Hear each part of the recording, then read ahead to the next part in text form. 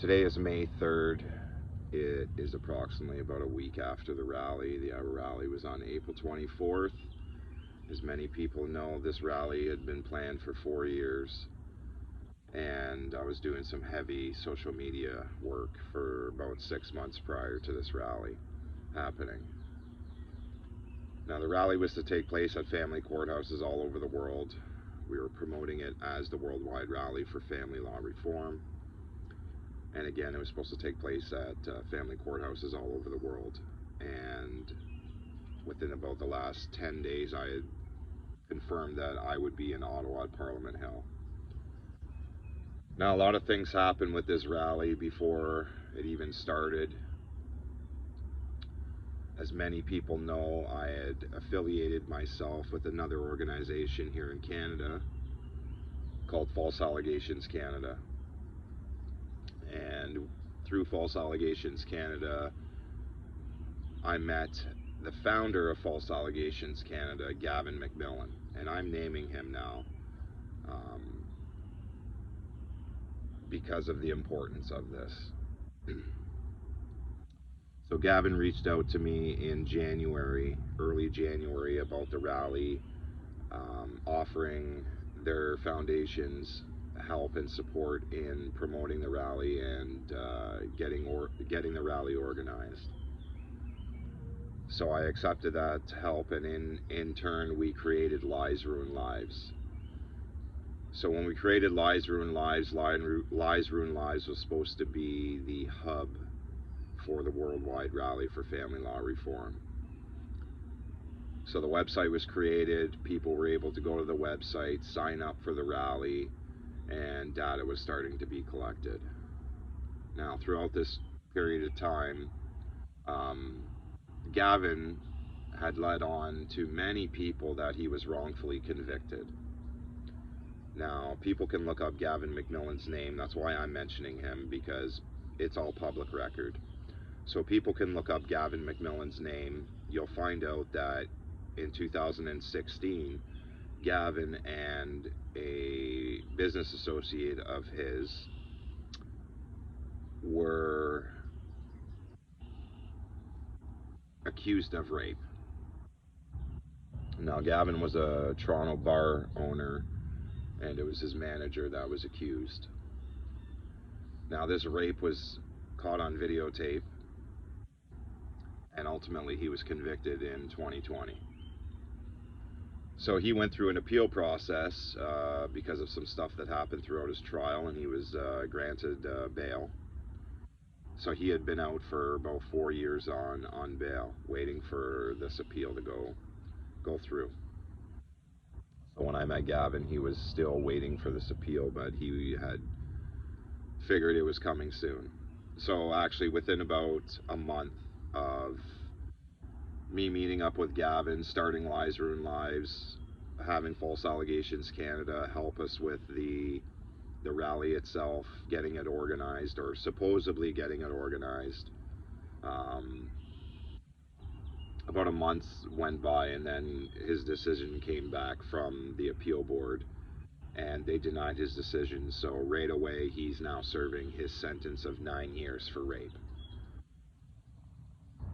I'm going to be honest with everybody. When I first heard about the case and spoke with Gavin, I found that there was a lot of information that didn't seem right. And when you're faced with something like that, and obviously, somebody that starts an organization called False Allegations Canada, um, you're going to want to believe what they're telling you. But evidence doesn't lie. So when this decision came down, one of his associates through False Allegations Canada sent me the decision. Now, I have a law background. I know how to read these decisions. It was a 40-page decision, and I read every single detail of that decision. It took me a few days once I received it.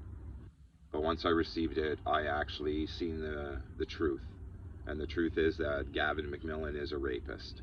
So he's exactly where he needs to be, and that's in jail. serving a prison sentence of 9 years, and I hope he's there for the full 9 years.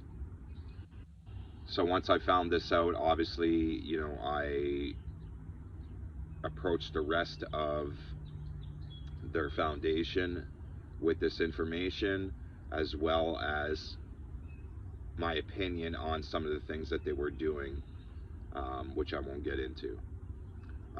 And then that broke down the relationship. So once that happened, then they wanted to overtake the rally, and which they succeeded in doing.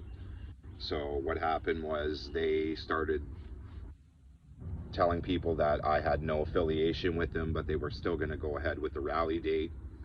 But instead of April 24th, they were changing it to April 25th and still classifying it as the Worldwide Rally for Family Law Reform, using the same logo that was created for me and everything.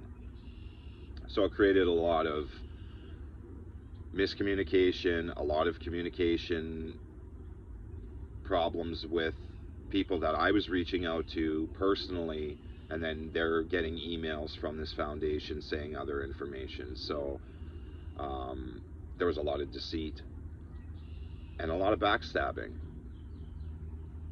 And, I was doing the right thing from day one. This is about our kids. This isn't about us. This isn't about people trying to make a name for themselves. This is about our fucking kids. And a lot of people do not see that because they want to make a name for themselves. They want to put themselves in that victim state constantly. I see it all the time, even with advocates that I'm friends with. That you're constantly putting yourself in a victim state, and it's not helping your cause at all. And we have this mentality everywhere, all around the world. Too many people are in victim states. Too many people are in fear states. And I feel that that's actually why this rally wasn't as big as what it should have been. Now, I did my part. I did what I said I was going to do. I told people that I was going to be at Parliament Hill in Ottawa on April 24th, and I was. I kept my promise. I kept my word. So I have nothing to be ashamed about. I've kept quiet because I was disappointed. I was disappointed in how it turned out, especially seeing as it was only myself and a friend of mine who was in a wheelchair, who lost both of his legs. That's why he's in a wheelchair. Had gangrene in his middle finger. Was in an extreme amount of pain, but still showed up on that day because he was there to support me in my cause, and he was there to support himself and his daughter. And again, people need to realize that, our movement here is doing this for our kids' futures. Whereas there's a lot of other movements out there that are really only doing it, one, to raise awareness, which there's too much awareness out there already. We know what parental alienation is. We don't need to continuously have awareness events. We already know what it is. The fact is, what are we doing about it? There's nothing that's really being done about it. And that's where my advocacy comes in, is that there's too many people that use this, but they don't take the action when they're using this. They just use this. That's it. And it's a problem that I don't really see going away. Again, there's too many people that put themselves in a victim state, and it's constant. And you're not going to win that way. You're going to constantly lose. The only way that we can win is what I have said, is that we need to unite. But it seems that that's too hard. And especially when you have a lot of miscommunication and people trying to overtake things that they really have no business overtaking, especially with this organization, False Allegations Canada, because none of them really had ever went through the family law system. They don't know the family law system, this organization. Some of them, yes, are falsely accused, but outside of the family courts, they haven't dealt with it. But then you have people that are leading that are fucking actually predators. And they're fooling people out there. They're tricking people into believing that these people are good people, but they're not. Again, you just have to look up Gavin MacMillan's name and you're going to see the fucking person that he is. And this is the person that was behind really the brains of the Worldwide Rally for Family Law Reform, because I was the face and the voice of it, because I don't fear it.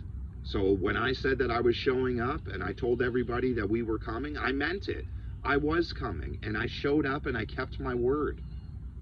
I'm getting a lot of messages from people that were supposed to be supportive, that were supposed to show up at their family courts on that day, never did, and are messaging me asking me how the rally went. Well, you should have showed up. Then you would have found out how the rally went. But don't ask me how the rally went, because it's your kids' futures that we were doing this for, nothing else. So don't worry about how the rally went. You should have just showed up. Get out of that fear state. But this is what this system does to people. And I've said it numerous times, and I'm going to continuously say it, because I don't see it changing unless people start getting out of that element of fear. Get out of it. I had people messaging me saying, well, I wanted to show up, but, my case is in court, or this, or something to do with the fact that this court system is holding you back from the truth and doing what's right for your kids.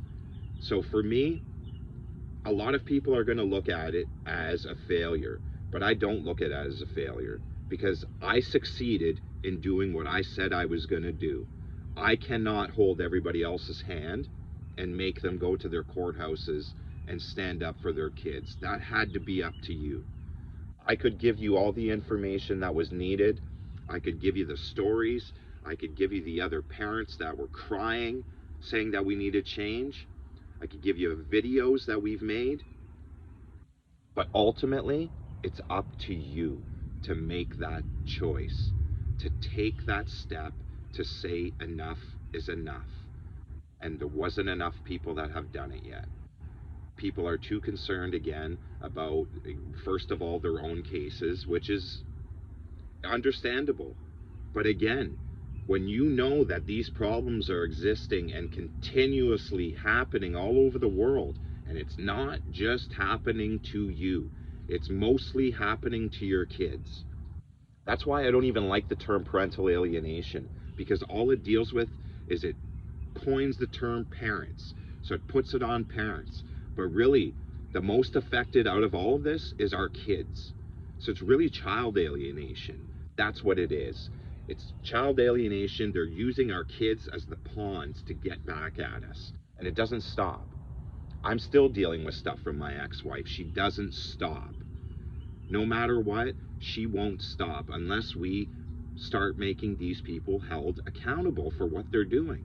That's the only way this is ever going to end, is when our courts and our laws start protecting us against these things, start protecting our kids against parents like this that use their own children to get back at their ex for whatever reason they have. They're using their kids in the process, and it is absolutely disgusting. It's absolutely wrong, and I don't know why our society is sitting back and doing nothing about it, but we still are. So again, we're May 3rd now. I have not really said too much about this rally, because really there wasn't a lot to say. I showed up, I did what I said I was going to do. Everybody that wants to know are the people that actually should have been there, because you're all going through it. So again, I couldn't help you by being there. You have to help yourself.